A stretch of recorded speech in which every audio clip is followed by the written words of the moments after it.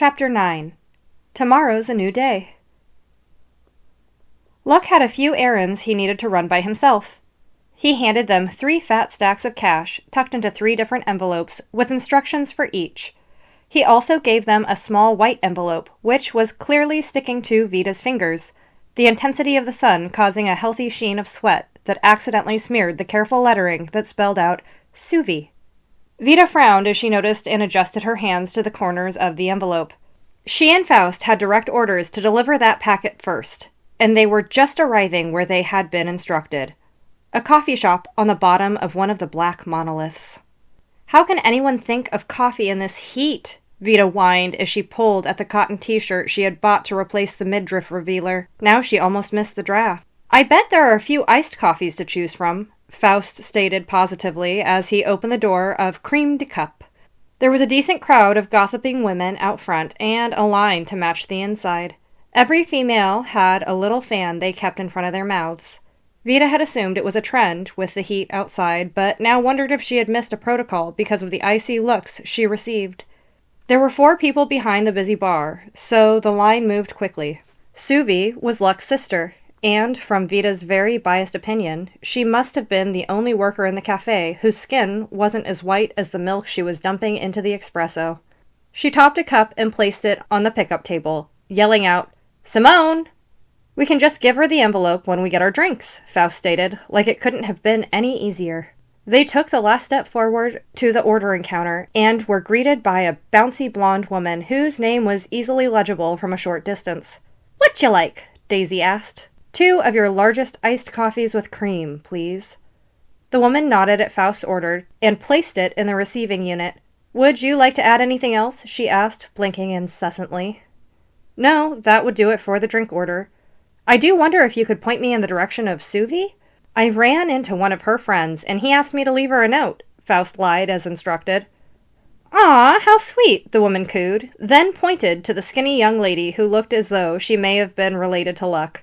Her skin was a few tones lighter and seemed to have white patches throughout, but her eyes and mouth had very similar sharp features to Luck's. Faust handed over the required amount, and Daisy pointed down the counter and told them they could wait there. They made their way over to Suvi, and Faust got her attention. "Excuse me, are you Suvi?" he asked. "Depends. Who's asking?" She nearly spat back without looking up from her work. "I have a note from someone who knows you. They asked me to drop it by." Faust motioned for Vita to offer the envelope and was met by Suvi's large brown eyes. "Who's sending notes?" she questioned and continued her work, not interested in taking it until she heard more. "I think he might be your brother, as Luck would have it," he winked. Another line fed directly from her brother.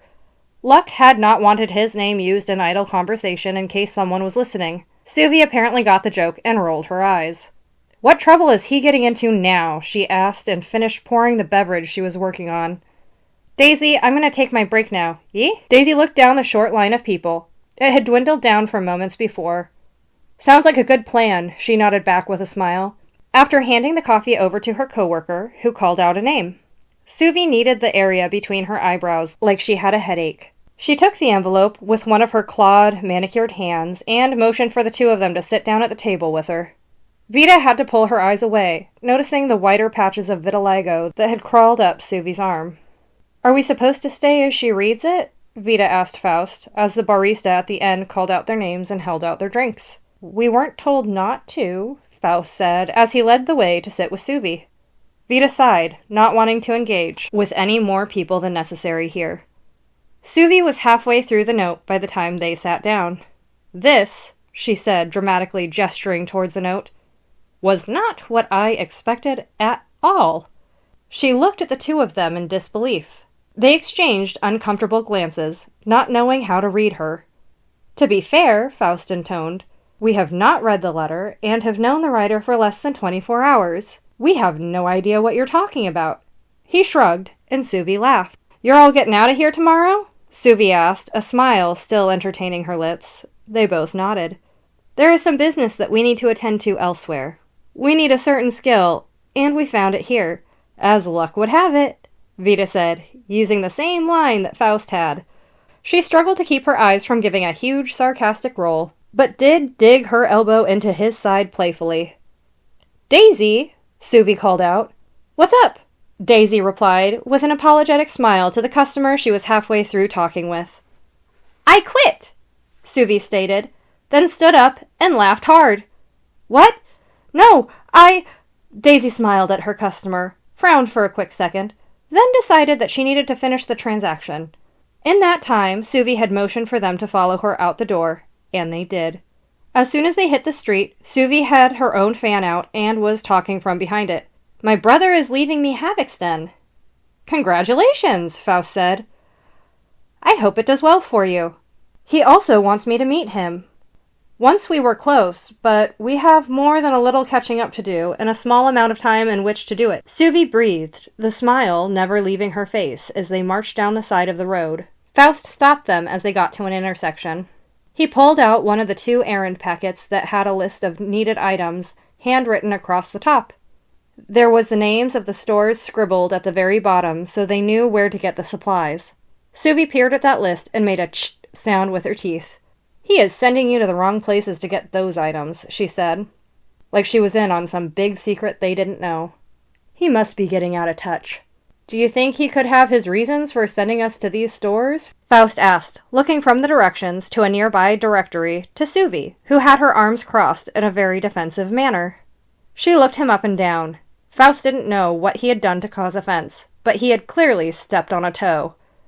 "I know a guy. I'll take you there. You can get twice as much of the unprogrammed entomo from him than any of these stores." She kept her movements tight and shrewd as she tapped on the biggest need other than food. She turned and marched, expecting them to follow. They gave each other quick glances, shrugged, and followed. Vita saw another group of women, giving them glances for not using a fan. "What's up with the fans and the glances?" Vita asked, getting tired of it. "Our beauty is too distracting. The thought is that a man might get lost in our beauty and sidetracked from his duties." "Of course, that logic only applies to ladies and not working women," Suvi winked. "What a load of chauvinistic garbage," Vita retorted. Suvi laughed and nodded. "It's only observed here in the big city, but everyone on the outskirts agrees with your point of view. The ladies of the big city don't appear to mind because they are fancy arm candy who get what they want for the most part.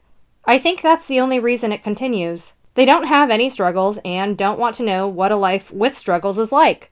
"I can hardly blame them," Suvi said as they entered the middle ring again, this time in a more kept-up neighborhood. Vita considered what else the fans might be concealing, like the rich hoarding the good food. This place was complicated. The more she felt herself judging the city for its issues, the more she started thinking on all the issues she chose to block out at home for her own mental sake. She wondered if Talbot could have been something avoidable had she not cut off her periphery. Suvi pointed a carefully manicured nail to a red brick house with white trimming and a blue garage door. "That's where we're going." She pounded on the blue door and yelled, "Jacques!" till it opened. A short, middle-aged man in a manky, once white tank top popped up from under the door. It looked like, at one point, the hair that he seemed covered with had been black, but it was now faded to a deep gray that obscured the colors of youth. He let out a huge puff off a cigar and, in the graveliest of voices, asked, "What do you want?" Jacques wheezed. "I heard recently you procured a shipment," Suvi said. "How would you know that?" he said, bemused while waving them in and shutting the door. "People talk," she shrugged. The hens were always spewing out good information at the coffee shop. She then took the envelope from Faust, who let her. Facing them, she thumbed half the money out of the bag and tucked half of it into her shirt, where it couldn't be seen. Vita and Faust both made worried faces, but she tried to convey something with her eyes. Faust got it, but Vita did not. Suvi resealed the bag and turned to the man. "I have 50,000 rems in here. I want your whole shipment." Suvi was met with a stare that was clearly trying to figure out if she was joking. When the pause had gone on too long, he laughed. "No!" Jacques shook his head. "I think you will find that you will want to comply with my offer." She opened up the envelope, took out 1,000, and handed it back to Faust. "In fact, it's just gone down to $49,000, my new friend." He glared, not knowing where she was going. "Why would I accept that? Please don't waste my time. Get out." He reopened the door, but Suvi shook one of her talons at him.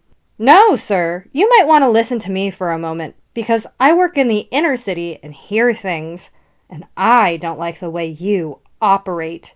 It's a little loud for my liking. She leaned in close to him, her large hoops bouncing dramatically. He was intrigued and let her continue. Some jays were warbling about a raid in here tomorrow. Then I heard a bush tick going on about how it was a foolish thing to steal because they all have tracking numbers. Once they are uploaded to the system, they will be traced back to you, she said, almost in a threatening manner. There are ways around that. He tried to shrug them off, but she was insistent. She took away another $2,000 from the stack. It's now $47,000. The longer I'm here, the longer I'm putting myself at risk for you when I could go buy all this at a legitimate store. Suvi tossed back. What's more, the buyer is leaving town, so I can guarantee that it won't come back to you. She shook out $2,000 more, handing it to Faust again. $45,000. Okay, you have a deal. He waddled out of sight and returned with 2 large duffel bags. Smart man, Suvi stated as she handed over the cash. The man counted it with an unsatisfied nod. Faust spotted a wagon in the corner and pointed to it. I'll give you 30 for that wagon and old blanket. The old man held out his hand, accepting the offer. Now kindly, fuck off, Jacques finished, expelling them from the house when their cargo was safely stored. Once down the street, Suvi asked about what was next on their list. That was a whole lot of fun, she said, pulling out the extra cash and dividing it equally among them. What Luck doesn't know won't hurt him. They took the time to enjoy the afternoon as they completed their list. Thanks so much for listening to Chapter 9 of Shattering Red. If you have liked what you've heard so far, please be sure to like, subscribe, or follow, or whatever it is that you do to make sure that you get the next episode that comes out. Down below, I'll include a link to the book and a link to my Kofi site in case you don't necessarily want to purchase the book but would like to support me. Thanks so much. Take care.